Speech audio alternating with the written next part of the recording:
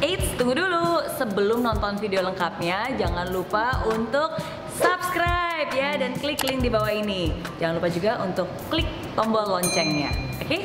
Terima kasih. Selamat menonton. Setiap orang punya cerita dan setiap cerita membawa pelajaran berharga. Selain dari coach, Impossible juga menghadirkan tokoh-tokoh inspiratif. Mereka yang berhasil melewati masa-masa sulit dalam hidupnya dan mengubah dari impossible menjadi impossible. Dan di panggung inilah saya memiliki kesempatan untuk bertemu, bertanya, dan belajar dari pengalaman hidup mereka.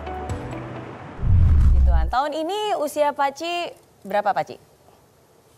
Tahun Agustus 87. 87 tahun, wow. Tapi di usianya 87 tahun saya dengar setiap pagi masih menyempatkan diri untuk olahraga, betul, berenang, menonton acara inspiratif, betul, ya, tetap sehat bugar ya. Amin. Rahasianya apa nih, Pak Ci? Katanya ada resep nih, Pak Ci. Saya punya resep. Itu 5D. Apa tuh, Pak Ci, 5D? Pertama, doa. Doa. Menurut kepercayaan masing-masing. Kedua, dokter yang ahli, rajin mengecek. Dan ingat nasihat dokter. D yang ketiga, Pak Ci? Yang ketiga, diet yang ketat. Nah, ini yang paling sulit untuk banyak orang. Iya. Diet yang ketat. Oke, Ya. Doa, dokter yang ahli, diet, terus 2D lagi apa, Pak Ci? Disiplin hidup. Oke. Cukup istirahat, reguler olahraga. D yang kelima, Pak Ci? Yang kelima, semua kita butuh. Ingat, apa itu? Duit. Butuh duit ya, Ya. butuh dana ya, Pak Ci ya? Ya. Marilah sama-sama kita membangun satu perusahaan keluarga yang kuat. Jadi sejak muda anak-anak saya, kita memberikan saham, kita langsung mereka berikan saham. Oke. Saham itu saya pegang 25%, istri saya 15%, 4 anak dan menantu saya masing-masing 15%. Oke. Nah, sejak muda bilang perusahaan ini milik kalian. Papa hanya sementara. Semua akan menjadi kalian punya. Demikian cucu-cucu. Dari muda kita selalu mengatakan, ini milik kalian. Dari papa akan jatuh kepada kalian. Jadi marilah kita membangun satu perusahaan yang kuat, yang besar. Yang terpandang, punya brand image yang kuat. Oke. Dan dari pertama, dan jangan manjakan anak-anak. Jadi saya tuh waktu kecil saya punya cita-cita jadi seorang pesulap, ya.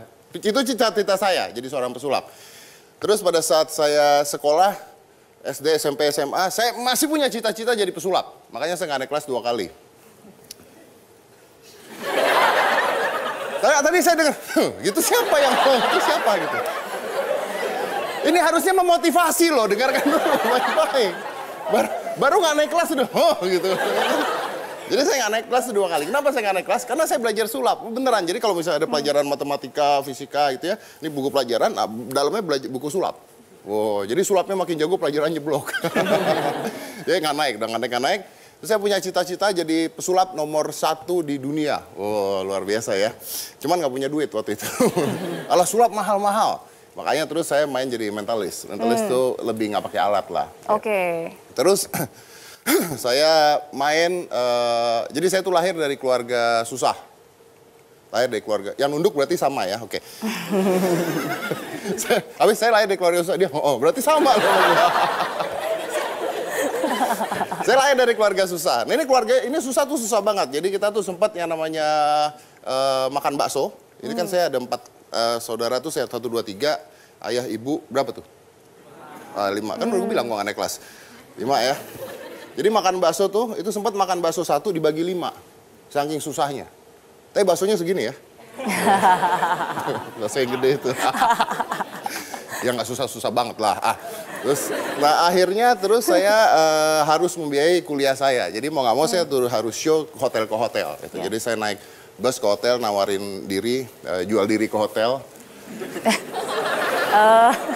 Bener kan, menjual diri ke hotel, ya kan? show gitu, dibayar 50.000 lah gitu. Sampai terus, sampai bayaran saya waktu itu, sampai buat bayar kuliah. Sampai akhirnya saya punya, saya bermain di semua hotel bintang 5 di Jakarta. Dari dibayar 50.000 sampai sekali datang itu dibayar sekitar 5 juta rupiah. Itu tahun 90-an. Terus saya punya kesempatan masuk ke TV, oke? Panjang ceritanya panjang, akhirnya saya 2010-2011 itu saya mendapatkan penghargaan dari Amerika sebagai mentalis terbaik di dunia. Wih. 2 tahun berturut-turut ya? 2 tahun berturut-turut. Bayangkan. Nah 2013 gue mikir, ini kalau nggak dapat lagi malu. Jadi gue berhenti. Nggak, tapi basicnya adalah ketika saya udah dapat itu, saya merasa bahwa cita-cita gue udah kecapai. And then I quit. Kenapa gue stop? Karena gue udah nggak nemuin passionnya. Gue udah ngerasa bahwa, gila gue udah sampai di sini. Lagi pas tinggi-tingginya, gue harus stop.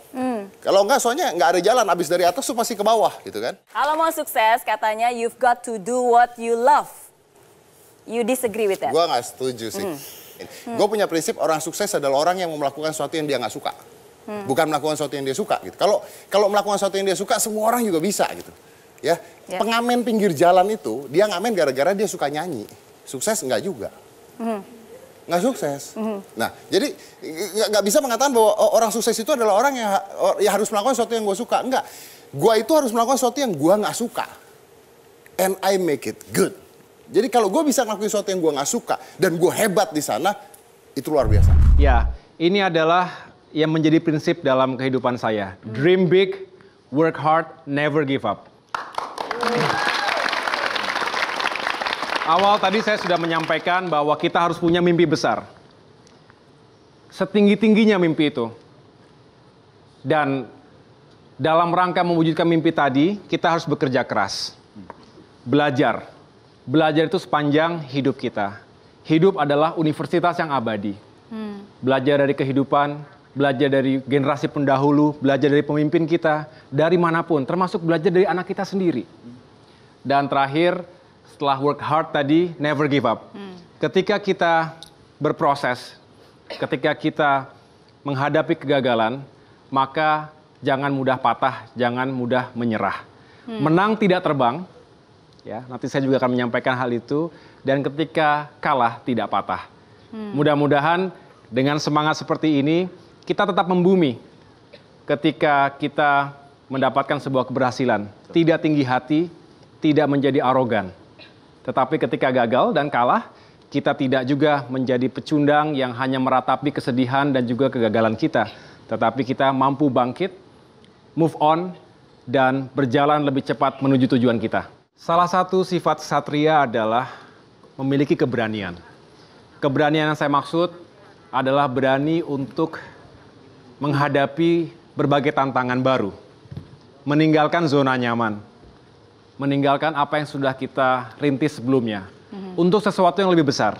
Untuk sesuatu yang bertujuan baik. Oleh karena itu, kita harus memiliki keberanian semacam itu, dan ketika kita sudah memutuskannya, maka jangan pernah ragu dan melihat ke belakang. Tentu konsekuensinya tidak mudah. Saya pernah mengalami itu. Ketika masuk ke dalam sebuah situasi yang penuh dengan ketidakpastian, uncertainty, bisa menang, bisa kalah. Dan ternyata saya kalah. Tetapi bukan berarti kemudian saya menyesali apa yang telah saya putuskan. Karena bagi saya, tidak ada kata kalah. Yang adalah kata belajar. Sometimes you win, sometimes you learn. Kadangkala kita menang, kadangkala kita harus belajar mengambil hikmah dari setiap kegagalan ataupun ketidakberhasilan yang kita alami. Oleh karena itu, menurut saya, kita jangan pernah takut gagal, jangan pernah takut kalah. Kualitas seseorang ditentukan dari seberapa cepat ia bangkit dari jatuhnya. Seberapa cepat ia bisa move on, bisa maju ke depan, meninggalkan masa lalu, menyongsong masa depannya. Pokoknya zero mistake, zero mistake. Iya. Tapi memang hidup itu nggak boleh ada kesalahan, Mas Tama. Gini, justru saya tahu bahwa membuat sesuatu yang sempurna itu almost impossible, gitu ya. Tetapi niat untuk berbuat sempurna itu menurut saya harus, gitu ya. Dan dengan mindset zero mistakes, ya kan, Jadi kita memastikan apa yang tugas dan tanggung jawab atau kepercayaan yang diberikan kepada kita supaya tidak ada salah. Jadi itu mindset ya. Tapi kita tahu nggak mungkin semua itu sempurna. Bikin misalnya bikin opening ceremony Asian Games nggak 100% benar, tapi niatnya zero mistakes, akhirnya hasilnya maksimal. Saya juga nggak ngerti kenapa gitu ya pada saat itu dipercaya. Pada saat itu juga banyak yang jauh lebih senior dari saya, banyak banget gitu ya. Saya masih anak bawang pada saat itu gitu ya. Jadi memang saya intinya menjalankan sesuatu yang dipercayakan kepada saya gitu ya, dan saya lakukan sebaik mungkin aja pada saat itu dan all out, berusaha all out gitu. Kalau perlu melakukan apapun yang terbaik buat apa yang bisa saya lakukan aja gitu pada saat itu. Jadi memang jujur, pada saat saya menjadi PA sekalipun gitu ya, saya cuma pikirannya satu, saya harus jadi PA yang paling terbaik gitu. Pada saat saya menjadi produser, saya harus menjadi produser yang terbaik di batch saya gitu ya. Pada saat saya menjadi eksekutif produser, saya harus menjadi yang terbaik. Berjuanglah untuk bermanfaat dan berprestasi. Berjuanglah agar setiap hal yang Anda buat bisa memberi makna bagi orang-orang di negeri ini. Kalau Mary Riana saja bisa, mereka bisa. Saya yakin Anda juga pasti bisa. Dari impossible, jadi I'm possible. Di aplikasi Mary Riana tersedia lengkap video-video YouTube terbaru saya, artikel yang up to date, post inspirasi, koleksi merchandise, workshop dan seminar yang bisa kamu dapatkan free. Dan download sekarang juga gratis.